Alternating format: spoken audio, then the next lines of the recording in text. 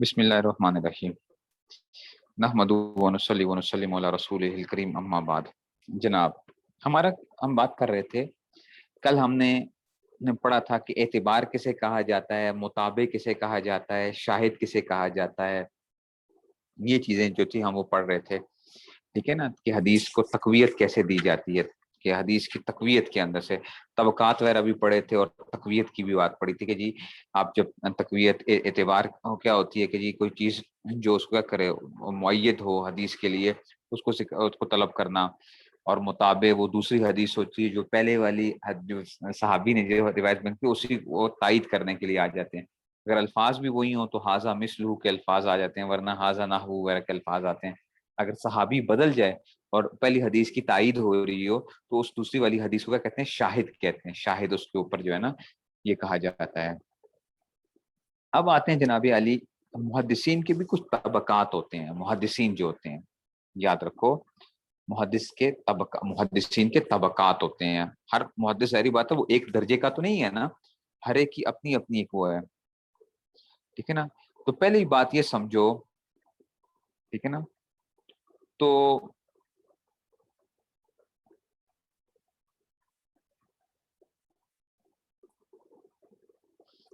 اب ایک محدث کی جو تعریف کی جاتی ہے، محدث کی کیا کی جاتی ہے تعریف، یہ کی جاتی ہے جو سند کے ساتھ ایک بھی حدیث بیان کر دے۔ محدث کون ہے؟ جو سند کے ساتھ ایک بھی حدیث بیان کر دے، تو یعنی وہ محدث بن گیا۔ جو سند کے ساتھ حدیث بیان کر دے وہ محدث ہے۔ اس کو مسند بھی کہتے ہیں، مسند، اسند یسند اسنادا فہو مسند، اسناد کرنے والا جو ہے نا، سند کو کرنے والا تو مسند کہتے ہیں، ٹھیک ہے نا۔ تو ایک تو یہ وہ کیا جاتا ہے کہ جناب علی، تو ایک حدیث جو کہ بیان کر دی اس کو کیا کہتے ہیں، مسند۔ مسند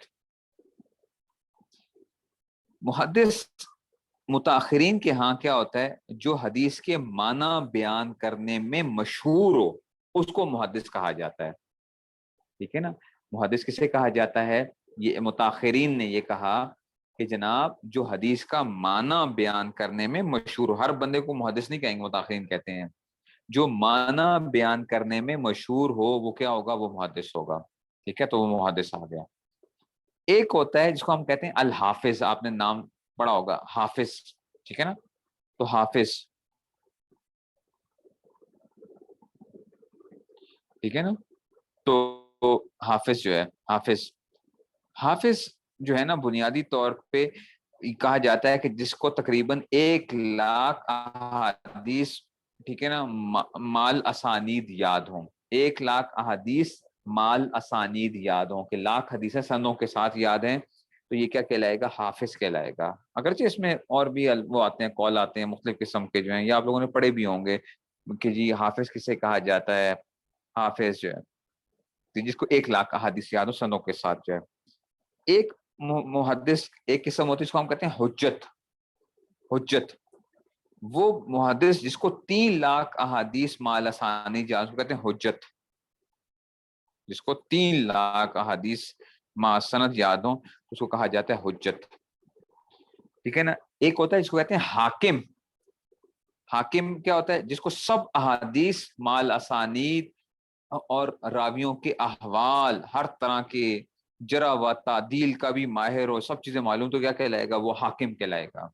محدث کے اندر سے نا مختلف قسمیں آ گئی نا ہمارے پاس، تو کیا ہو گیا کہ جناب حافظ کیا ہوتا ہے، زیادہ آپ کے لیے کیا ہوگا، ایک تو محدث کیا ہے، متاخرین کہتے ہیں سیدھی سادی بات کہ جو حدیث کا معنی بیان کرنے میں مشہور ہوتا ہے اس کو کیا کہتے ہیں، محدث کہتے ہیں۔ اگر کوئی آپ سے کہے حافظ، تو جس کو تقریباً 1,00,000 احادیث سندوں کے ساتھ یاد ہوں۔ اور کیا ہوتا ہے حجت، کیا ہوتا ہے، اس کو 3,00,000 حدیث مسند یاد ہوں۔ اور حاکم کیا ہوتا ہے، جو ہے نا تمام احادیثیں یاد ہوں، سندیں یاد ہوں، راویوں کے احوال یاد ہوں، اور جرح و تعدیل کا بھی ماہر ہو۔ جرح تعدیل بھی آپ لوگ جانتے ہیں کہ جناب علی کی کیا کرنا، یہ راوی کیا تھا، عادل تھا نہیں تھا، اس راوی کے اندر یہ خامی پائی جاتی ہے، وہ جرح کرنا، اس کے اوپر جو بحث کی جاتی ہے نا جرح کے حوالے سے، تو اس کو کیا کہتے ہیں، حاکم کہا جاتا ہے، ٹھیک ہے جی۔ تو یہ جو ہے نا تھوڑا بہت آپ کو معلوم ہونا چاہیے کہ اگر کوئی کہتا ہے کہ جی حافظ الحدیث یا فلان جو الفاظ استعمال کیے جاتے ہیں، ٹھیک ہے نا، حافظ ابن حجر ہم کہتے ہیں نا، حافظ ابن حجر رحمۃ اللہ علیہ، حافظ ابن حجر، تو کیوں بولتے محدث تھے نا حافظ ابن حجر، تو یہ اس وجہ سے آپ کو یہ باتیں پتہ ہونی چاہیے کہ جی اس میں سے۔ جناب علی اب آتے ہیں جی صحائح ستہ کے مراتب کیا ہوتے ہیں. صحائح ستہ آپ کو پتہ ہے 6 کتابیں حدیث کی جو ہوتی ہیں, تو سند کے لحاظ سے ان کے مرتبے کیا ہیں. اب ظاہری بات ہے 6 کی 6 کتابیں ایک ہی درجے کی نہیں ہیں, ٹھیک ہے نا, اگرچہ ان کو صحائح ستہ کہا جاتا ہے. ہاں تمام احادیث سندوں کے ساتھ جرح تعدیل کا بھی ماہر ہو, ٹھیک ہے نا, ہر چیز جو ہے اس کے اوپر وہ ہو, تو پھر اس میں سے. اچھا اب آتے ہیں جناب علی ان کے مراتب کیا حدیثوں کے. سب سے اعلیٰ آپ لوگ جانتے ہیں بخاری شریف ہے, سب سے اعلیٰ کیا ہے بخاری شریف ہے. پھر اس کے بعد کیا ہے پھر مسلم شریف ہے سند کے لحاظ سے, ٹھیک ہے نا. سب سے اعلیٰ بخاری شریف ہے, پھر مسلم شریف ہے, پھر ابو داؤد ہے, پھر نسائی ہے, پھر ترمذی ہے, پھر ابن ماجہ. اور بعض لوگ کہتے ہیں کہ نہیں, نسائی کا درجہ ابو داؤد سے پہلے ہے. نسائی کا درجہ بخاری شریف ہے, مسلم, ابو داؤد, ٹھیک ہے نا, پھر کیا آگے ہے پھر نسائی, ترمذی اور ابن ماجہ.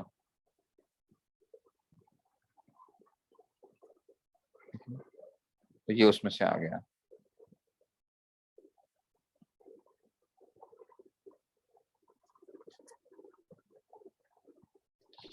ہو گیا بات.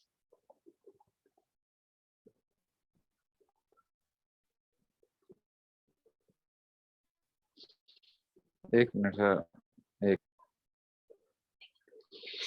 حاکم کے بارے میں جو ہے نا 2 لوگوں کے بارے میں کہا جاتا ہے کہ جناب علی 2 حضرات جو ہے نا 2 ہستیاں گزری ہیں. حاکم کبیر ابو احمد محمد بن احمد نیشا پوری, ٹھیک ہے نا. اور مستدرک حاکم تو آپ نے کتاب کا نام سنا ہوگا نا, مستدرک حاکم جو ہے کتاب کا نام مستدرک حاکم, ابو عبداللہ محمد بن عبداللہ نیشا پوری, ٹھیک ہے. تو کہا جاتا ہے ان 2 کے لیے کیا کیا گیا ہے, یہ بولا گیا حاکم کا لفظ. حاکم کا لفظ جو ہے 2 ہستیوں کے لیے تاریخ کے اندر, حاکم کبیر ابو احمد محمد بن احمد نیشا پوری جو ہیں وہ, اور صاحب مستدرک مستدرک حاکم جو ہے, جس میں بخاری اور مستدرک بارے میں بھی آپ لوگ پڑھا تھا جو ہے نا, کہ اس میں سے مستدرک کیا ہوتا ہے وہ بھی ہم بھی دیکھ لیں گے, اس کو بھی مستدرک کسے کہتے ہیں. تو یہ 2 ہستیوں کے بارے میں کہا جاتا ہے کہ جناب یہ 2 حضرات جو ہے نا وہ گزرے ہیں. بات سمجھ آ رہی ہے, یہ 2 حضرات جو ہیں وہ گزرے ہیں کہ حاکم جو ہیں ان کے بارے میں کہ اس طرح کے راوی جو ہیں, یعنی 2 قسم کے ایسے جو حضرات محدث کے اس میں سے. اچھا اب چلتے ہیں جناب علی, تو بخاری شریف کا درجہ سب سے اوپر ہے, پھر مسلم شریف, پھر ابو داؤد, پھر نسائی, پھر ترمذی, پھر ابن ماجہ, اور بعض نے نسائی کو ابو داؤد سے اوپر شمار کیا. ٹھیک ہو گیا. اچھا جی اب کہتے ہیں جناب علی ترتیب کیا ہونی چاہیے بچوں, پڑھنا کیسے چاہیے کتابوں کو, یہ یاد رکھو, یہ بڑی امپورٹنٹ چیز ہے کہ ترتیب آپ کو کیسے جو ہے نا آپ نے جب کتابیں پڑھنی ہوتی ہیں. اب تو خیر ہمارا نصاب کچھ اس طرح سے ہو گیا کہ ہماری ساری کتابیں اکٹھی چل رہی ہوتی ہیں, پہلے اس طرح نہیں ہوتا تھا, ایک خاص ترتیب ہوا کرتی تھی حدیثیں پڑھنے کے حوالے سے جو ہے. تو جو ہے نا کیسے کیا جائے, ٹھیک ہے نا, کہ ترمذی پڑھی جائے. ترمذی شریف کے اندر آپ لوگ دیکھو گے, آپ لوگوں نے پچھلے سال بھی پڑھا بھی ہوگا, اس میں کیا ہوتے ہیں تمام فقہا کے مذاہب بیان کر دیے جاتے ہیں, ٹھیک ہے نا. ترمذی کے اندر کیا ہوتے ہیں, ان کے اندر کیا آ جاتے ہیں مذاہب معلوم ہو جاتے ہیں نا, مذاہب و بیان, امام ترمذی بیان بھی کرتے ہیں ساتھ مذہب جو ہوتا ہے. اچھا ابو داؤد میں کیا ہوتے ہیں دلائل ہوتے ہیں, ابو داؤد کے اندر کیا ہے پھر ابو داؤد ہوتی ہے. اچھا پھر ٹھیک ہے نا, بخاری شریف پڑھی جائے تیسرے نمبر پہ تاکہ باریک اجتہادات جو ہے نا وہ معلوم ہو. امام بخاری جو ہے نا اجتہاد کے اندر بڑی ان کی باریک بینی ہے, تو وہ معلوم ہو. پھر مسلم شریف پڑھی جائے, اس سے کیا ہوتا ہے مختلف سندیں اکٹھی مل جاتی ہیں مسلم کے اندر جو ہے, مسلم کے اندر اکٹھی سندیں ساری کی ساری وہ مل جاتی ہیں. پھر اس کے بعد نسائی تاکہ سندوں کا اختلاف معلوم ہو جائے, سندوں کا اختلاف معلوم ہو جائے. اور پھر اس کے بعد ابن ماجہ تاکہ زائد احادیث بھی معلوم ہو جائیں. تو سب سے پہلے ترمذی پڑھی جائے, پھر ابو داؤد ہو, پھر بخاری شریف ہو, پھر مسلم شریف ہو, ٹھیک ہے نا, اس کے بعد نسائی ہو, اور پھر ابن ماجہ ہو. ٹھیک ہے جی, یہ جو ہے نا ایک ترتیب ہوتی ہے, اس طریقے سے اس کو اگر کریں گے تو زیادہ وہ ہوتا ہے. اچھا حدیث کی کتابیں مختلف قسم کی ہوتی ہیں, یہ بھی آپ اصول حدیث میں پڑھ چکے ہو کہ حدیث کی آپ کو پتہ ہے 8 قسموں کی, ٹھیک ہے نا, تو وہ مختلف قسم کی آتی ہیں. ایک سب سے پہلے آپ نے پڑھا تھا جامع, جامع کسے کہتے ہیں؟ یہ آپ نے خیر الرسول میں یہ شعر بھی پڑھا تھا، ٹھیک ہے نا، ٹھیک ہے نا. تو کیا آگے کہ جناب علی جامع کیا ہوتی ہے؟ جامع جس میں 8 قسم کی حدیثیں معلوم ہوتی ہیں، جس میں کیا ہوتی ہیں؟ 8 قسم کی. سیر، آداب ریکارڈنگ میں موجود مل جائیں گی آپ کو، ریکارڈنگ میں بول دیا، ریکارڈنگ سن لیا کریں، اس میں پھر مل جائیں گی. سیر، ٹھیک ہے نا. جامع کیا ہوگا؟ سیر، آداب، تفسیر، عقائد. شعر یاد کر لیں: سیر، آداب و تفسیر و عقائد، فتن، احکام و اشرات و مناقب. یہ خیر رسول میں شعر لکھا ہوا ہے نا، یہی شعر لکھا ہوا ہے: سیر، آداب و تفسیر و عقائد، فتن، احکام و اشرات و مناقب. یہ 8 چیزیں، یہ 8 چیزیں ہوں، ٹھیک ہے نا. اس میں کیا ہوگا؟ یہ جو تھے اس میں سے. تو اب دیکھو ذرا کہ سیر جنگوں کے احوال وغیرہ، ٹھیک ہے نا، سیر وغیرہ ہوتے ہیں، ٹھیک ہے نا. آداب وغیرہ بھی بیان، تفسیر، تفسیر کتاب و تفسیر بھی ملے گی انشاءاللہ بخاری شریف کے اندر آپ کو جو ہے نا کتاب و تفسیر، ٹھیک ہے نا. عقائد کی بات بھی ملے گی. فتن، فتن سے مراد کیا ہوتا ہے؟ قیامت کے پاس جو احوال پیش آنے والے ہوتے ہیں، جو حالات پیش آنے کیسے، ٹھیک ہے نا. احکام، اشرات بھی قیامت کی نشانیاں وغیرہ، اور مناقب جو ہے نا صحابہ کے فضائل اور اس طرح کی ساری چیزیں. تو جن میں یہ 8 قسم کے مضامین پائے جائیں گے، اس کتاب کو کیا کہا جاتا ہے؟ جامع کہا جاتا ہے. جامع، ٹھیک ہے نا. وہ کیا کہلاتی ہیں؟ یہ آپ پڑھ چکے ہیں. بخاری، ٹھیک ہے نا. بخاری کیا ہے؟ جامع. اچھا، بخاری کیا ہے؟ بخاری شریف جامع ہے، ٹھیک ہے نا. اور مسلم کے بارے میں بعض لوگ کہتے ہیں کہ وہ جامع ہے، اور بعض کہتے ہیں کہ نہیں وہ جامع نہیں ہے. مسلم میں آپ دیکھو گے اس میں تفسیر کا جو حصہ ہے نا وہ بہت چھوٹا ہے. تفسیر، تفسیر کا حصہ بہت کم ہے، تو اس وجہ سے بعض لوگوں کا نہیں جامع نہیں ہے، ٹھیک ہے. ایسے ہی ترمذی شریف بھی کیا ہے؟ جامع ہے، ٹھیک ہے نا، وہ بھی جامع ہے، ٹھیک ہے. تو بخاری ہوگی، مسلم اور ترمذی جو ہے ایک تو ہو گئے. اچھا، سنن، سنن کس حدیث کی کتابوں کو کہا جاتا ہے؟ سنن، جس میں فقہ کے ابواب کے طرز کے اوپر کیا کیا جاتا ہے؟ حدیث جمع کی گئی ہوتی ہیں. جیسے سنن ابی داؤد، سنن نسائی، سنن ابن ماجہ. دیکھو نا، سنن ابی داؤد جب آپ شروع کرتے ہو تو طہارت سے شروع ہوتی ہے نا، طہارت کے آداب وغیرہ. ابو داؤد شریف آپ لوگوں نے پچھلے سال جب شروع کی تھی تو کیا تھا؟ شروع میں طہارت آئی تھی نا، پھر کیا آیا تھا؟ نماز آئی تھی. پھر آگے سے چلتے ہیں تو فقہ کے ابواب ایسے ہی چلتے ہیں نا. قدوری صاحب نے شروع کیا ہوگا تو طہارت، پھر اس طریقے سے آگے چلتے جاتے ہیں. تو سنن کیا ہوتی ہیں؟ جس میں فقہ کے ابواب کی ترتیب ہوتی ہے. تو سنن ابی داؤد ہے، سنن نسائی ہے، سنن ابن ماجہ ہے، ٹھیک ہے نا. ایک ہوتی ہے حدیث کی قسم جو ہوتی ہے، اس کو مسند کہا جاتا ہے. مسند، جس میں ایک صحابی کی پہلے روایتیں بیان کر دی گئی، پھر دوسرے صحابی کی، پھر تیسرے کی حدیث جمع کی گئی ہوں. مسند احمد، مسند احمد ہے، ٹھیک ہے نا. صحابہ کی ترتیب کے اوپر جو ہے نا کہ ایک ایک صحابی کے حوالے سے جو ہے نا اس میں جمع کر دی گئی ہوں. اور بھی اس کو تعریفات کی جاتی ہیں استادوں کے حوالے سے بھی، لیکن اب یوں مسند کیا ہے؟ جس میں صحابہ کی ترتیب کے اوپر لحاظ رکھتے ہوئے کر دیا گیا تو وہ مسند بن گیا. اچھا، ایک ہوتی ہے موجم. موجم، موجم کیا ہوتا ہے؟ مصنف نے اپنے ایک استاد کی، پھر دوسرے کی، پھر تیسرے کی احادیث جمع کی ہوں. جیسے موجم طبرانی جو ہے، موجم طبرانی جو ہے کہ جو محدث ہوتا ہے نا، جو لکھنے والا ہے، مصنف جو ہے، وہ اپنے اساتذہ کی ترتیب کے مطابق چل رہا ہوتا ہے. تو اس کو کیا کہتے ہیں؟ اس کو موجم کہا جاتا ہے. تو وہ موجم کہلاتی ہے، اس میں سے وہ موجم کہلائے گی. ایک منٹ سب چلے گا.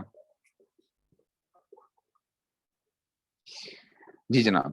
تو کیا آ گیا کہ موجم کیا ہوتا ہے؟ موجم استاد کی ترتیب کے مطابق.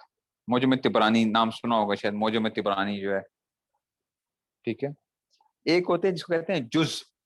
جز کیا ہوتا ہے؟ جس میں ایک مسئلہ کی احادیث جمع کی گئی ہوتی ہیں، ٹھیک ہے نا. جیسے کہ امام بخاری نے جز القراۃ البخاری جو ہے، امام بخاری نے صرف ایک ہی مسئلے کے بارے میں احادیث جمع کر دی جائیں، چھوٹا سا جیسے کہتے ہیں نا کتابچہ سا بنا دیتے ہیں، کتابچہ سا ہوتا ہے، اس کو جز کہا جاتا ہے، ٹھیک ہے نا.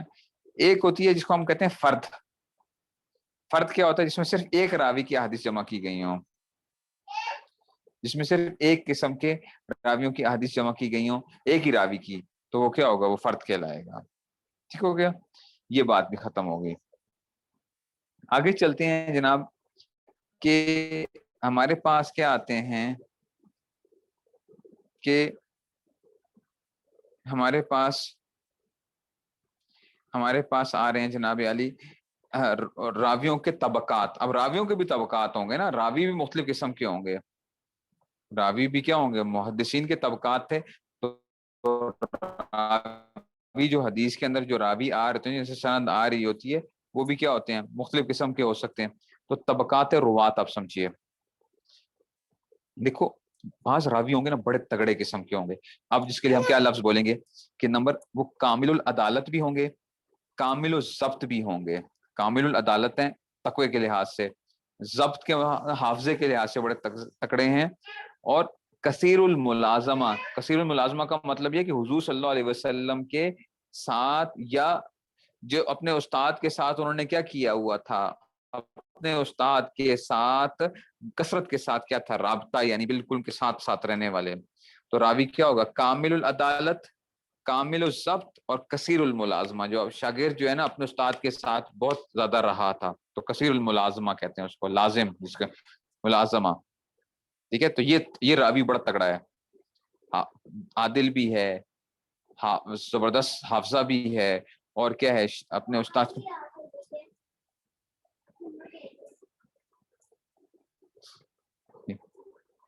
अच्छा स्टार्ट कर आते हैं जी।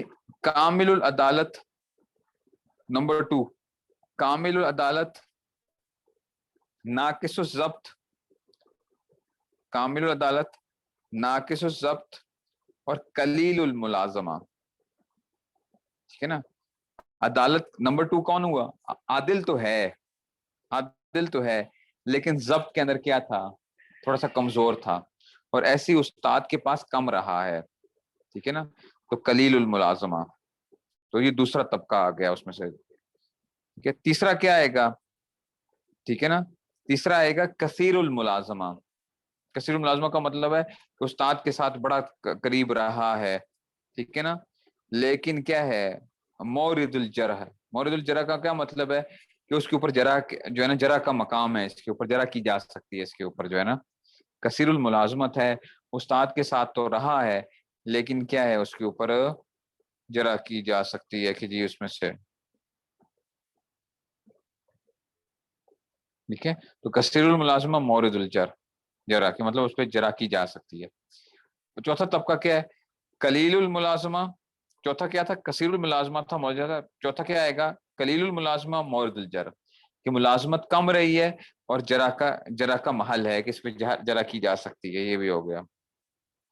नंबर 5 क्या आएगा, ज़ुआफा और मजहूलीन, जो है ना मजहूलीन, मजहूल रावी जो होते हैं। ज़ुआफा, मुलाजमत का क्या मतलब होता है, मुलाजमत का मतलब है उस्ताद की जो सोहबत थी उसके साथ बहुत ज्यादा हो रही है। मुलाजमत, लाजमा युलाजिम मुलाजमतन, कि उस्ताद के साथ उठना बैठना। देखो आप बहुत सी चीजें अपने उस्ताद से क्या कर रहे होते हो, जो बहुत करीब होते हैं वो बहुत कुछ सीख जाया करते हैं उनके पास। तो ये भी क्या होती है, ये भी एक उसके लिए एक अच्छी चीज होती है किसी आदमी के लिए, कि वो उस्तादों के साथ रह के, अगरचे वो क्या रहा, कमजोर भी था लेकिन कसीरुल मुलाजमा। तो क्या हुआ, तबकात रुवात जो है ना हमारे पास 5 किस्म के आए।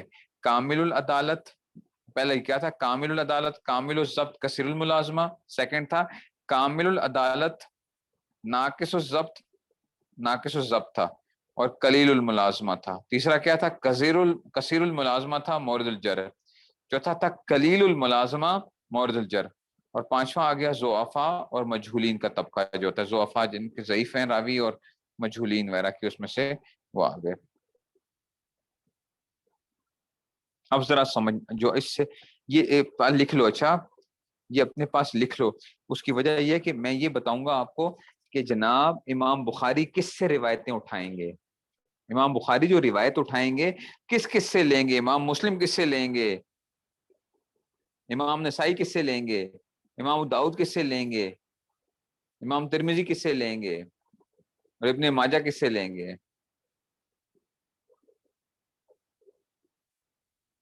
बात समझ में आ रही है। ये 5 तबकात जो हैं, 5 तबकात क्या हैं दोबारा सुन लो। कामिलुल अदालत, कामिलुल जब्त, कसीरुल मुलाजमा, ये पहला तबका था।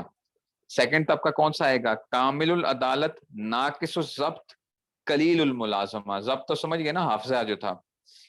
नंबर 3 कसीरुल मुलाजमा लेकिन मोरदुल जरह, कसीरुल मुलाजमा मोरदुल जरह। चौथा क्या है, कलीलुल मुलाजमा मोरदुल जरह। और पांचवा क्या है, ज़ोफा और मजहूलिन जो हैं, ज़ोफा और मजहूलिन जो हैं, ये जो है ना, ये 5 तबकात आपको अच्छी तरह पता होने चाहिए, ताकि कल मैं जब इंशाल्लाह बताऊंगा कि इमाम बुखारी ने किन किन रावियों से रिवायतें ली हैं, इमाम मुस्लिम ने किससे ली हैं।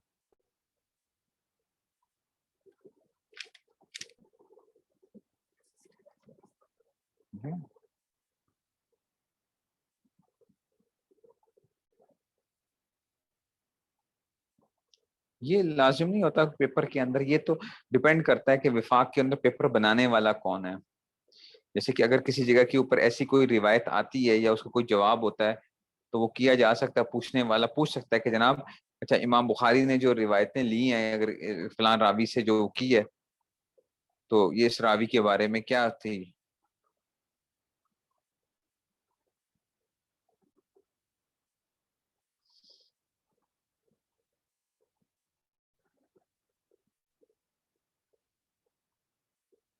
क्या, तो वो उसके ऊपर डिपेंड करता है।